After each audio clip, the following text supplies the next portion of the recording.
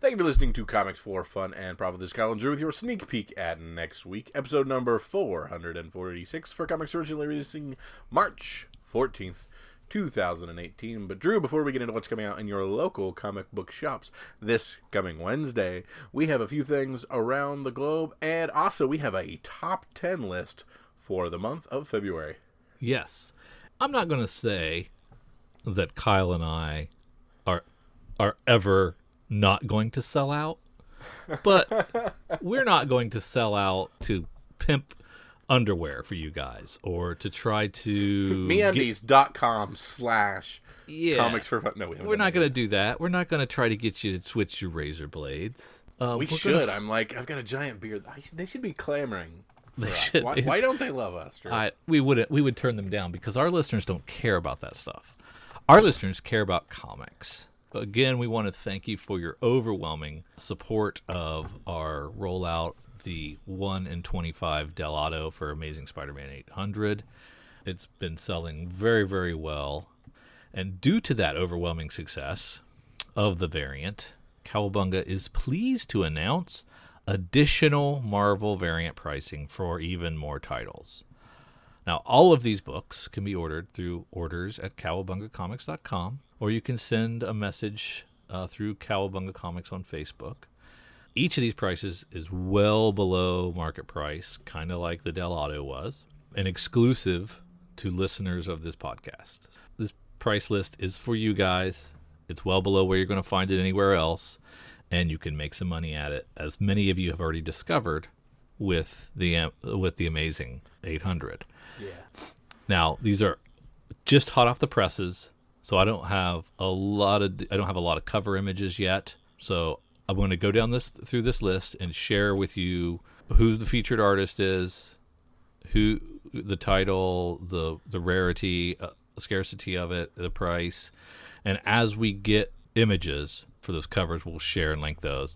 For some of you, you may have all the information you need with the price and everything, and you can pull the trigger. Other of you want to wait. As soon as we get those, we'll release those each week. And this is all for the month of March releases, right? No. March solicit, May releases. Yep. Is that correct? Yes. It's Black Panther #1. Let's go through those first.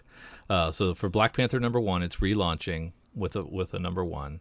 We have a 1 in 25 by Hyuk Lee for $20.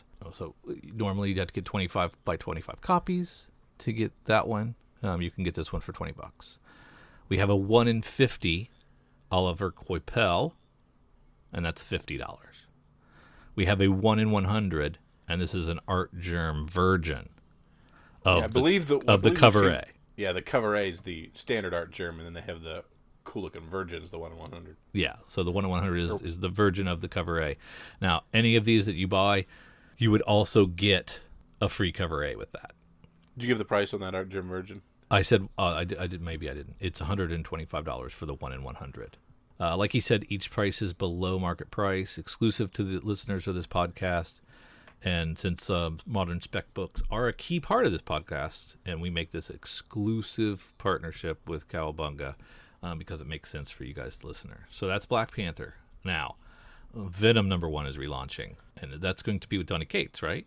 Mm-hmm. My boy. So we have a 1 in 25 by Rivera for $20.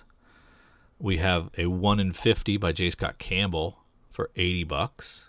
That's the one I'm stewing on right now. I know.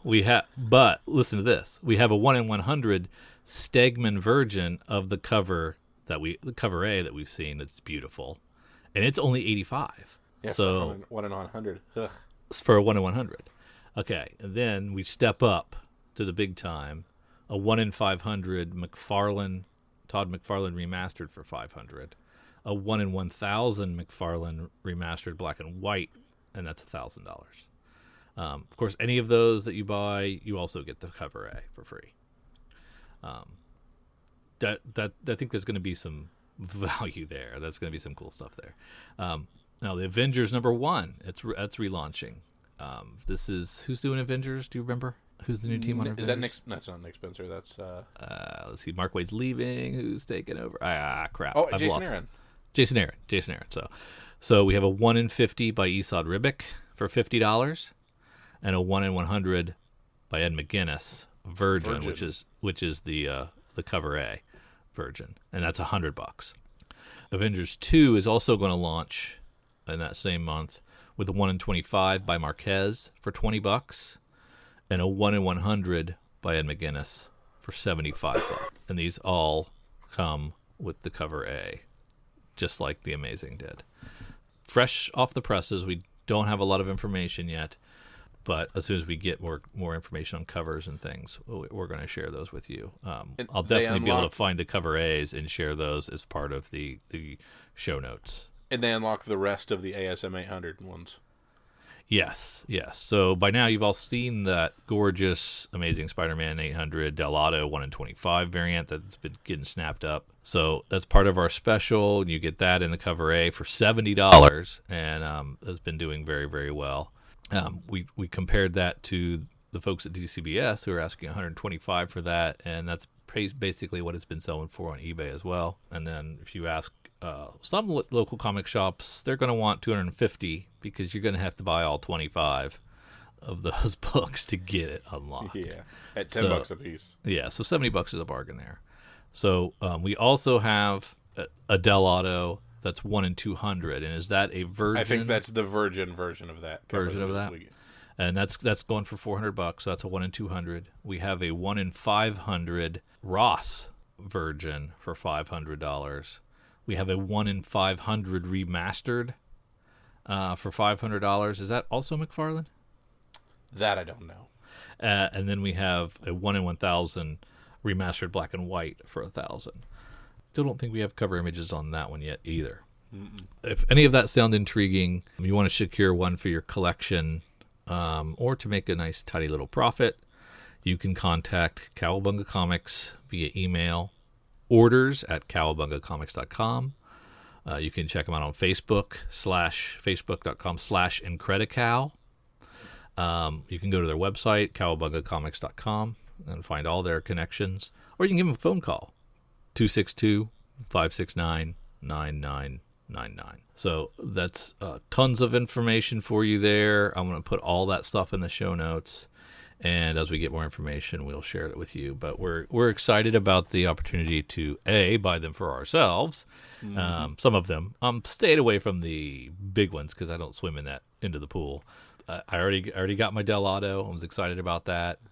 This stuff is pretty cool, and it doesn't happen that often. I mean, we make fun of Marvel for their shenanigans and relaunches, but they don't really go that all out like this that often. So this is a cool opportunity in May. So that's why we have so many things to offer. And I don't think this will always happen. There'll probably always be something that Marvel's doing, but probably not to this extent. So if any of that sounded cool, let us know. Let Eric know. I've been getting a lot of emails from you guys, and I've been passing those on to Eric at Cowabunga, and he's been taking care of our listeners. So yeah. I think that's been working out really well. Yeah, we know some of our listeners are buying them and flipping them already at pre-sale, and that is awesome. So that's kind of what we do the podcast. So you can't beat that. Yeah. Now last week, Kyle said, "Oh look, there's that Bloodborne that I called that. And I was like, wait a minute, what is this Bloodborne that you called? And checked it out a little bit more. I had to run out to the LCS, and there was, lo and behold, there was still one on the rack that I was able to pick up. Quick flip for $17. So that is that 3-4 times cover. Mm-hmm. So thank you to Kyle for his pick that actually worked out for me for once. There you go. So I did really well, and I was really psyched about that. That was kind of a cool thing. So always take 3 or 4 times cover in less than a day. That's always a good thing. Yeah. So I think if we don't have anything else, you want to go to the top 10. We have a top 10 for February. Head on over to comicron.com. Their homepage has the sneak peek at our top 10 for February. We, of course, don't have the numbers, but we see kind of where February kind of balances itself out, and where we don't, this is where we guesstimate as to what's still over 100,000. What is it? So, Drew, anything stand out for you? Well, right off the top, when you look at February, comics are down versus January, so they're a little lower than January was. Even this February is lower than last year's February, so it's down 3%, and it's down over January, so it's a bad month. Year to date already, where comics are down 3%. Not a great start to the year as far as comic sales. For all the grief that Marvel's been getting, and the goodwill that DC's been garnering, Marvel still took the unit share and the dollar share this month. So they've got 36.9% of the units, where DC has 36.6%. So they beat them by 0.3% in the units, and by some percentage points in the dollars, 34 to 31, basically because of the $2.99 to $3.99 difference. Image made a little march forward. They were in the single digits for a while. We thought, they were never going to get back close to that 11% that they were at. Well, they're at 10.82% this month, and 10.49 in dollars. So a much stronger showing from Image. I'm not sure what that's attributed to, or just maybe a bevy of titles coming off hiatus at the same time. Extra dollar from Walking Dead, and extra. That's true. That helps as well. And then we have in order IDW, Dark Horse, Dynamite, Boom, Viz, Titan, and Oni, going from 4% all the way down to 1%. And that takes care of 91% of the comics released, and then everybody else clamors for that last 8%. That's not there. Now we get into the top comic books being sold. Our number one comic book sold was Dark Knight's Rising: The Wild Hunt. If you can believe that. I do. You do? I would have never guessed. And then followed by X-Men Red, number 1, at rank 2. Batman 40 and 41 take the 3rd and the 4th spot. The Walking Dead 176 comes in at number 5. Batman White Knight, number 5, takes the 6th spot. Peter Parker Spectacular Spider-Man, number 300, comes in at rank 7.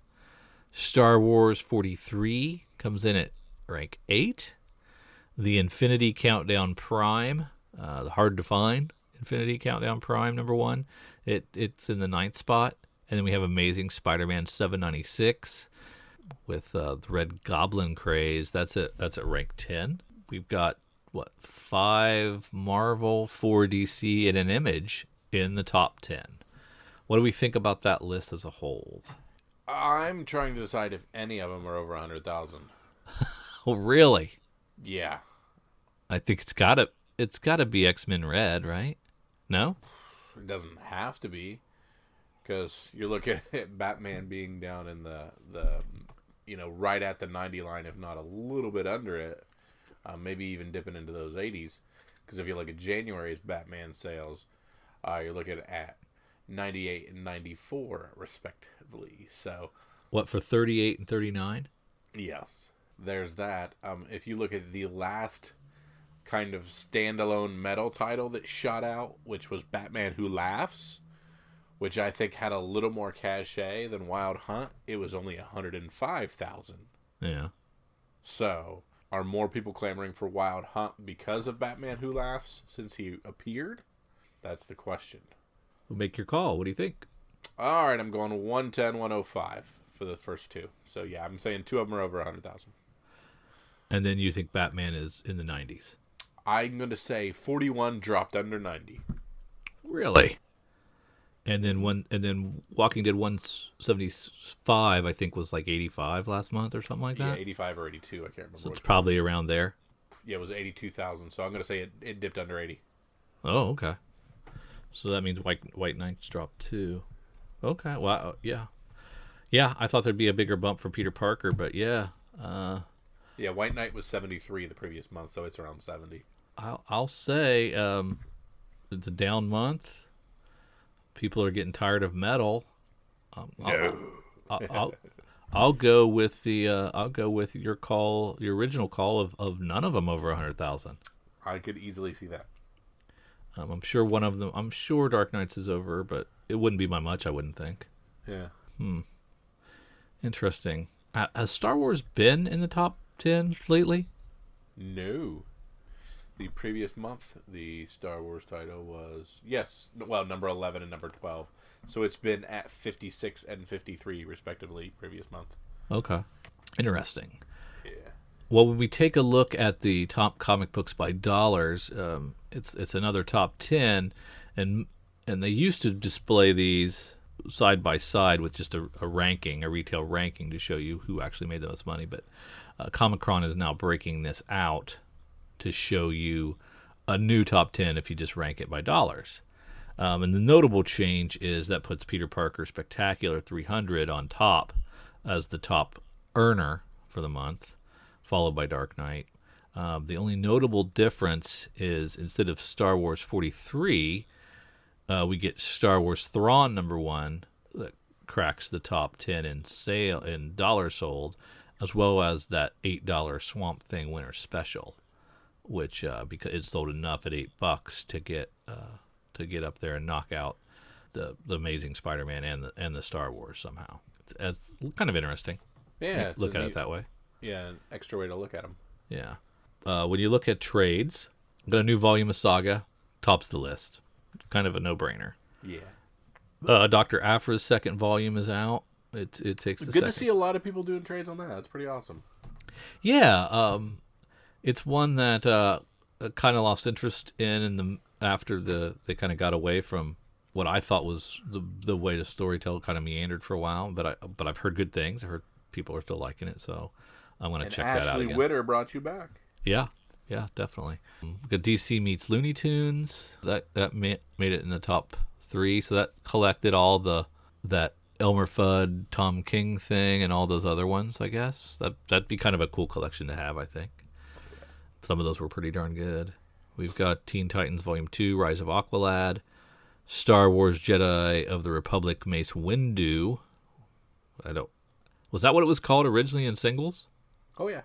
It had those 3 titles with the colons. I don't remember that. So that's at 5. Justice League Volume 5 Legacy at 6.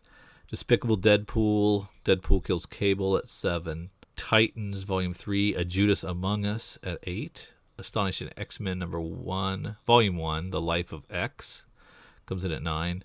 And Neil Gaiman's American Ghosts, doing very well. American Gods. I was thinking of Hungry Ghosts, both at Dark Horse. And that came in at rank 10. So, kind of interesting. Way different way of thinking things between Dark Horse and Image. Image first trades, $10. Dark Horse first trades, $30. yeah, quite a different. It's got to be a hardcover, right? Maybe not. Okay, so that's interesting. Now, when it comes to shipping, usually it's Marvel that's flooding the market. But this month, it was DC who shipped more comics, more trades than anyone. Ended up with 122 total items shipped, along with 88 of those being comics and 33 being trades. So they really were cranking this stuff out this month. Marvel wasn't far behind, 81 comics and 31 trades, so not too far behind them. And Image, not too shabby, shipping 70 comics and 12 trades. So the big 3 there. I think that's kind of all I'm seeing from our preliminary information. I look forward to seeing the hard numbers next week. And you got anything else there that sticks out that you want to chit-chat about? Nothing else seems to stick out. I think that's about all from me from at least the sneak peek version. Can't wait for the whole numbers to come out here next week. Yeah, definitely. All right, Drew, if that's everything, let's head over to previewsworld.com. Let's find new releases and let's see what's coming out March 14th, 2018. And Drew, let's start where you and I love to start. Let's start in Dark Horse. Well, it looks like the American Gods that we were just talking about has got a new volume. And it's got a new number 1, American Gods My Ainsel number 1. Since I didn't pick up the first one, I'm probably not going to pick this one up. But a lot of folks did. So it was quite popular. Yeah, I got a couple copies of the first volume, but I'm not going to follow this one. Yeah. I don't even remember what Giants was. All right, Drew, let's head on down and see what we got from DC Action 999. Yeah, is they going to do anything in here that's going to be like a final splash page that's revealed in 1000, or is 1000 just going to be kind of a celebration of where we are with 1,000 issues of a comic, do you think? Looks like all the eggs are going to be in the 1000 basket because... no reason to pick this up unless you are just a completist. Yeah, or if you want to sell it with a couple things, or you want that really cool Kare Andrews cover B. Always a possibility. Yeah. Now there's Detective Comics 976 starts a new story arc called Batman Eternal, and might be a good jumping on point for you if you want to check that out. I've kind of lost my way on Detective and stopped reading it, but maybe this might be a good opportunity to jump back on and see which way it's going. I think the team's the same. Is it Tinian? Yeah. Your mileage may vary on him. Some people like him though. Batgirl and the Birds of Prey variant is Adam Hughes. Really cool looking Adam Hughes cover, and there's a lot of Hughes people there. Now, DC's Young Animal print is not dead. They have released a new #1, Eternity Girl #1. It's a 6-issue miniseries, written by Magdalene Visaggio with art by Sonny Liu. It's about Caroline Sharp, who's been a lot of things, including both a superhero and a super spy. But now, with those days behind her and her powers proving unreliable, Caroline finds herself stuck in a life weighed down by her depression and an inability to change. You see, Caroline is going to live forever, and there is no escape to be had. The very act of living reminds her that, to the rest of existence, she is an anomaly. That's kind of weird. It's kind of a downer book. I'm depressed already. I ain't even read this thing. Yeah. Young Animal. What's the prognosis on Young Animal so far? I'm glad it's there. It offers them the ability to do some unique stuff, but it has not hit with me yet. Not clicking. Yep. We have a title change for New Superman. We have New Superman in the Justice League of China on issue 21. I think that happened a couple issues ago, didn't it? I know that he'd been with him, but this is the first time I've officially paid enough attention to see that might be. Yeah, we're now seeing it for the first time. Got a couple of cool covers for Mr. Miracle #7. That is, it was neat. I like that cover B. Doing a good job there on a book that I'm liking. Not for everyone. Now, you said you read Sideways #1, correct? Yes. Interested in sticking with it for Sideways #2? I'm going to try this one. It had a big bad reveal at the end of the first one that I want to find out a little bit more about. And it was intriguing. It wasn't bad. Not a wholehearted endorsement, but no, but definitely not. At least some interest. Yeah. Oh, Supergirl 19, Artgerm cover B. I'm going to miss you. Penultimate Artgerm. Yeah. That's a good one. Pick it up, even if you're not collecting them. Get them. You're gonna wish you had. Yeah, I started reading Wildstorm Michael Cray.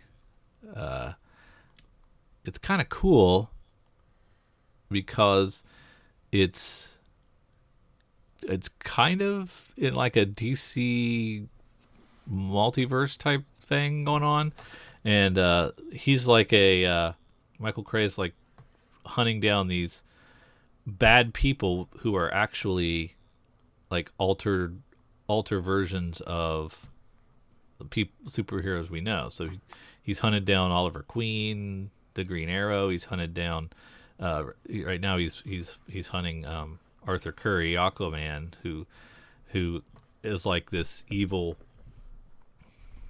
king that lives in a castle, and they sacrifice virgins to him so that they have a bountiful. Can you have an underwater harvest?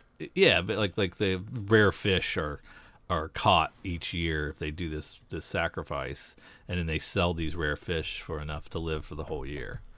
So that's why they do it, and Michael Cray's there to investigate what's going on, and so it's kind of a weird angle but it's kind of fun. Huh. And to see the superheroes we know being hunted down because they're evil is kind of cool. Worth checking out. There you go. Now, when is Trinity over? I don't know. It is stopping though, right? Correct. Well, this is only part 3, so if they're going to do a trade, probably 3 more issues, right? It says, don't miss the shocking conclusion that will leave the fate of one of the closest confidence. So I don't know if this is the end of this. I don't know. Trinity is coming to an end at some point. But we have your boy Sienkiewicz On B? on cover B. Oh, look at that. I missed that. Shucks. He's been doing a lot lately. I'm going to have trouble tracking them all down, and when they're not as scarce, it's not as much fun. There's too many of them, maybe. Yeah, no kidding. Nothing else. DC cancels Trinity with April's 22. So this is 19, 20, 3 21, more. 22. Yep, 3 more. Wonder Woman. Let's see what Frizen has for us.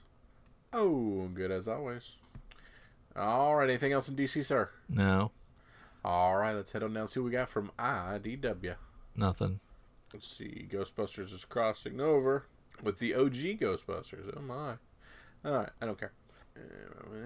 All right, let's head on down to Image. See what Image has for us this way. Oh, Beauty's got some stuff for us. Yeah, they've got 3 covers, an A to B and a C Virgin wraparound, which I may or may not have ordered. I no longer can remember if I've done this or not. So I think I did, but maybe I didn't. Nice looking wraparound. Yeah, it is nice. It's been a good story too. Infidel #1 by Pornsack Pinchashode and Aaron Campbell on art. A haunted house story from the 21st century, Infidel follows an American Muslim woman and her multiracial neighbors who move into a building haunted by entities that feed off xenophobia. Interesting. Yeah. And it also has a Virgin wraparound. Yes, it does. Along with Curse Words, number 12, it has a Virgin wraparound. Deadly Class 32 has a Virgin wraparound. And is that it? Versus number 2 has a cover C Virgin, and I think that's it for this week. But I think we're going to see a few of those. We also have Dry County #1, written by Rich Tommaso, who also is doing the art. This is a guy who's done Spy Seal, and this is more of a crime series set in the late 80s of Miami. So, for those of you old enough to remember Miami Heat, Miami Vice. I see the pastels. Yeah. Yeah. If you remember Miami Vice. What the heck's that Miami era. Heat? The basketball team? Yeah, that's what I was just thinking about basketball. Sorry. Follows a young Gen Xer who plays amateur detective in order to find a missing lady he's recently fallen hard for. But that's really not possible because you wouldn't. There weren't any adults that were Gen Xers in the 80s. I don't think. Gen Xers is what? 65 to 80? Yeah. Something like that. Yeah, it's weird. Who knows? But on Infidel, I think it sounds interesting. I think I went light on this, and I believe there's a Jai Lee cover B that I liked because I just think Jai Lee fits with this world fairly well.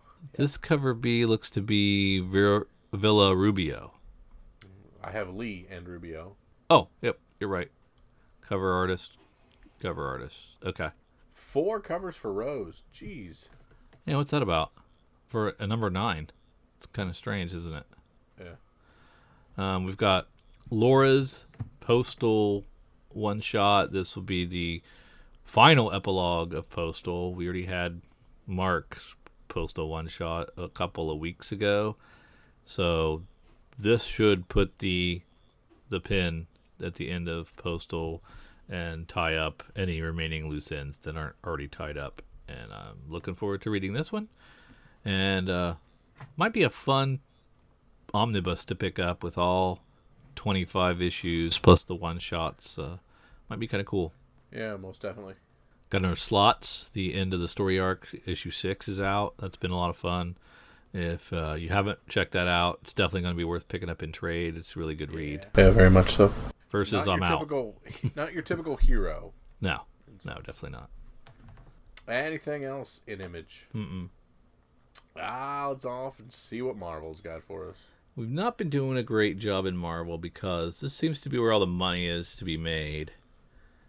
And we're kind of missing some stuff, and I don't see any amazings this week. So the easy low hanging fruit's not there. Yeah, but there might be something. We got Avengers 684 Legacy Banner Hulk returns.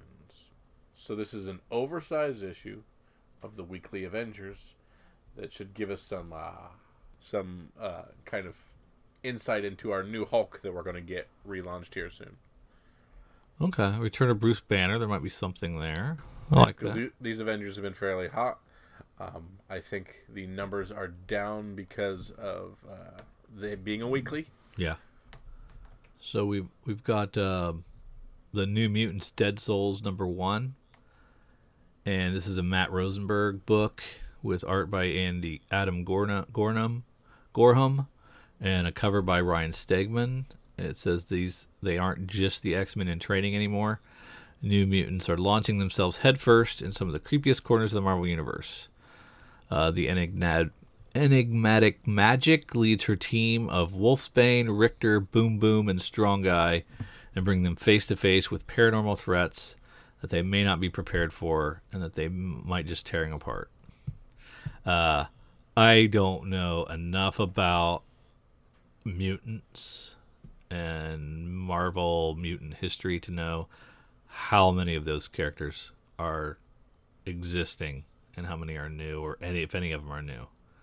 I know Magic's been around. I know Wolfbane's been around, but has Richter, Boom Boom, and Strong Guy been around?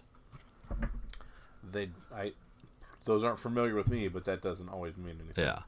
The one thing that, maybe not in this issue, but this might be one to look at new characters being introduced in the future, because, this is where we got, Cable and Deadpool. So maybe Matt Rosenberg's got a couple of those up his sleeve.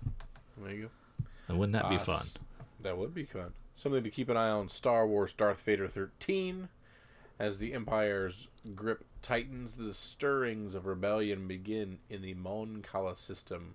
Order must be maintained, a job which falls to Vader, his Inquisitors, and Wilhuff Tarkin. So I don't know if we get much Grand Moff Tarkin in comic form, but if you're a fan of Tarkin, it's the first I've seen him really in a comic book. Yeah. So we got some Dollar True Believers, reprinting some of the early Venom appearances. Reprints Venom #1 from 2003, Lethal Protector #1, and Amazing Spider-Man 363, which was in dollar bins just 5 years ago, and is now impossible to find. We have that third printing of Thanos 14. Continues to be selling really well. Looks like a new cover to me. And Star Wars Thrawn's second issue. First issue was great. Fantastic. Yeah. And you like that character? I really liked that character a lot. It was a really well-written comic. And, not having any clue who that person was, no history with him at all, they did a really great job of making me like him. And so I'm really looking forward to this second issue to see more of his rise to power. Man, if you'd have told me Unbeatable Squirrel Girl would make it 30 issues, I would not have believed you. And we missed out. We missed out on our friend and listener, Dre Wolf Warner, gave us a heads up. First, he gave us a heads up about this series in general, and that we should be buying that first issue that was still selling for under $10, and we should get on the ground floor of that thing a while ago. And then he gave us a heads up on issue 28, which was the first appearance of a new villain named Omnipotentus. Does that sound right? How you pronounce it? Yeah. That was for Moon Girl, wasn't it? Wasn't this all from? That was for Moon Girl and Devil. Oh, that was Moon Girl. I'm sorry. Yeah. I'm getting my series confused. I apologize, Wolf. I'll probably just edit this out so I don't sound stupid. Yeah, you'll never remember. So let's go back to talking about Unbeatable Squirrel Girl making 30 issues, and I don't read it anymore. I don't either. I dropped quite a bit ago. Yeah, I stuck with it a lot longer than you did, and I just kind of lost interest. Yeah, but back on the Moon Girl and Devil Dinosaur, that issue 1 has caught fire. There is a variant of issue 1 that's still going for great money as well, and then you said that new villain that just popped up. That book caught pretty good too, especially since there are not many copies. It's around 10,000, if not under, on a monthly print run of that thing. So they are supremely rare for that kind of thing to hit. Yeah, it's issue 28, right? 28, yep. Yeah, of Moon Girl.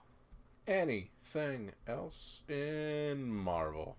Probably, and we probably missed it.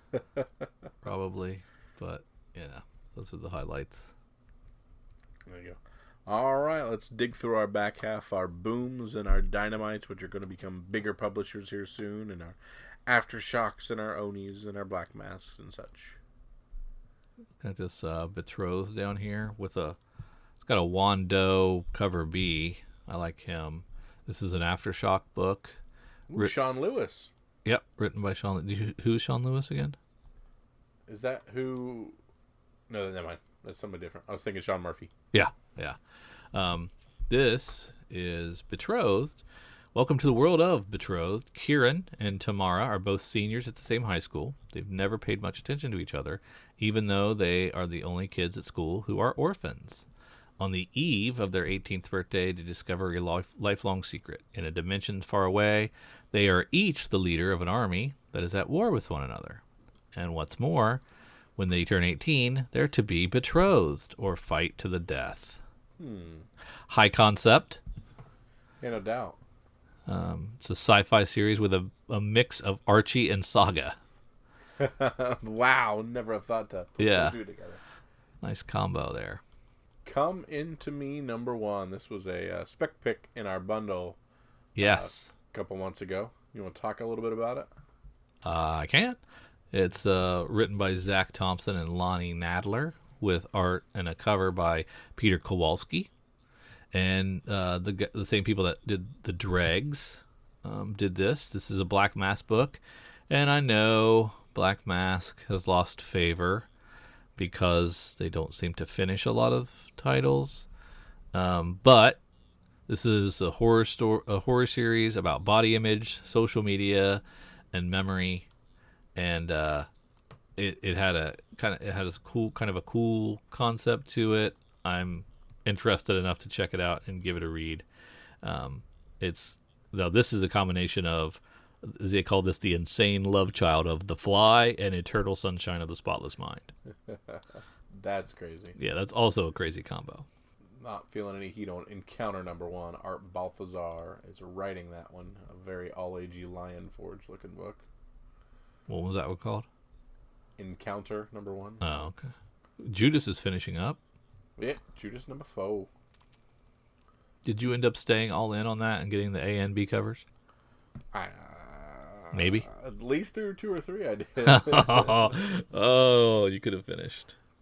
Yeah. So close. I meant to. If I didn't, it's just from pure whoops. Oversight, yeah. We got another cheesecake. Good gracious, a lot of cheesecake this week. And he's looking at the Ember Zero. Between Embers and Lookers and Jungle Fantasy and... Good week for Drew. Good week for Barbarellas and Belladonnas. Good gracious. We've got the final issue of Quarry's War, issue 4, by Max Allan Collins.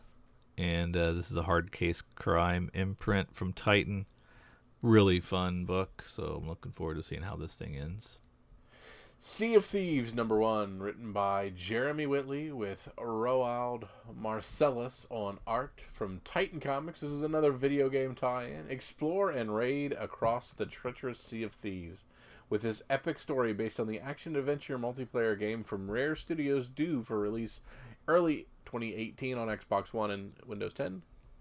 It's actually going to release at the end of this month. I think the 28th or whatnot. Voyaging to far islands in search of legendary buried treasure, our heroes will face rival thieves and the wrath of undead hordes guarding their riches and the worst that the vast sea has to offer. I've been playing the beta for this game and the stress tests and the little stuff they've had on. It's a lot of fun. What's the game called? Sea of Thieves. Sea of Thieves. So 4-player cooperative game. You're a pirate. You get on a pirate ship with your buddies. One of you can steer, the other has to run the sails, the other has to run down and navigate with the map. There's cannons. When you get in a fight, you have to patch up the holes. Could I be the one that gets scurvy? You could be the one that gets scurvy. If we don't like you, we can vote and send you to the brig. Fantastic. Every character comes with an accordion or a set of drums, and you can just drink grog and play your instruments on the high seas if you so desire, or you can go out in search of treasure. It's a neat, fun little game, and I'm a big fan of what Rare Studios does. So it's just a neat little video game that I'm looking forward to coming out. Does this have any of that Bloodborne magic in it?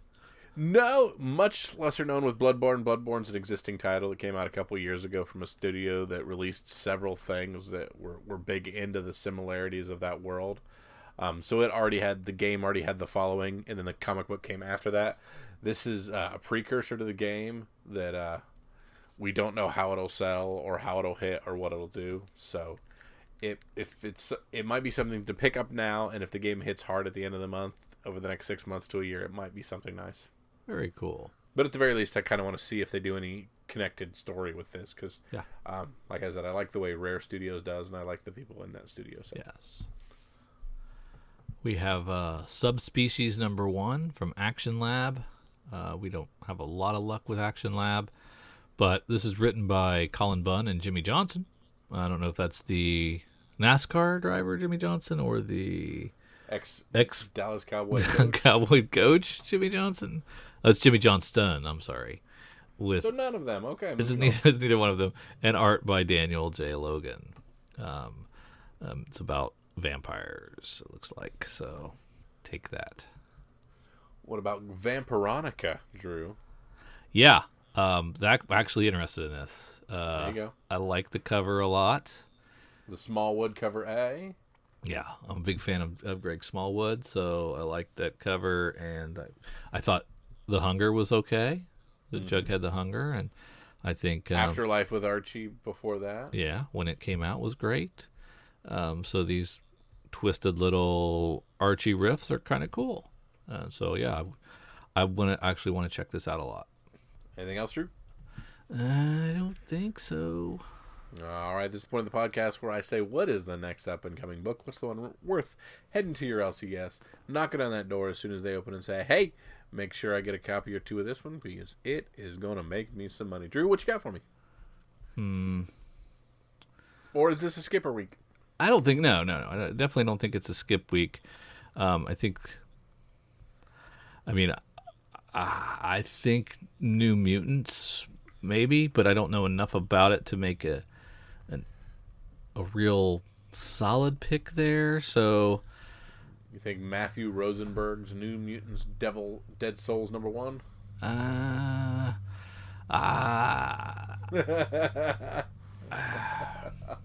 don't know. It's tough. Like, I'm not really feeling either one of those Image #1s either that much. The Infidel and the Dry County. Yep. I'm going out with Infidel. I'm going to go ahead and pop that one. I'm a big cover A guy, but I like Jai Lee on cover B as well. Yeah. I guess I'm kind of resigned to,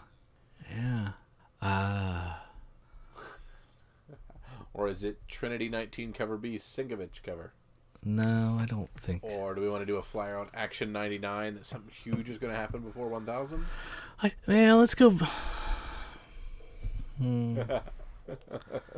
Let's go with our spec pick from originally. I'm going to go with Coming to Me #1 from Black Mask. There you go. It was either going to be that or probably Betrothed from Aftershock. So since Coming to Me was my original spec pick 3 months ago, I'm going to go with that one. And this being a Black Mask, get it. If it hits hot, sell it right away because we won't see an issue 3. We'll see 4 to 5 printings of issue 1, but we might not ever see another issue beyond the series. All right, Drew, thanks so much. And we want to thank you, listeners, for tagging along with us for episode number 446, if I remember correctly, for comics coming out March 14th, 2018. Of course, Drew gave you a rundown of some more additional Marvel high-end variants coming out through Cowabunga Comics, and we encourage you to look into some of those if you want to skate in those waters. Cowabunga going super deep on some of these and unlocking a lot of really killer titles and passing the savings on to our listeners. So we really appreciate them for that, and we really appreciate you guys for listening. So for Drew and for myself, see ya.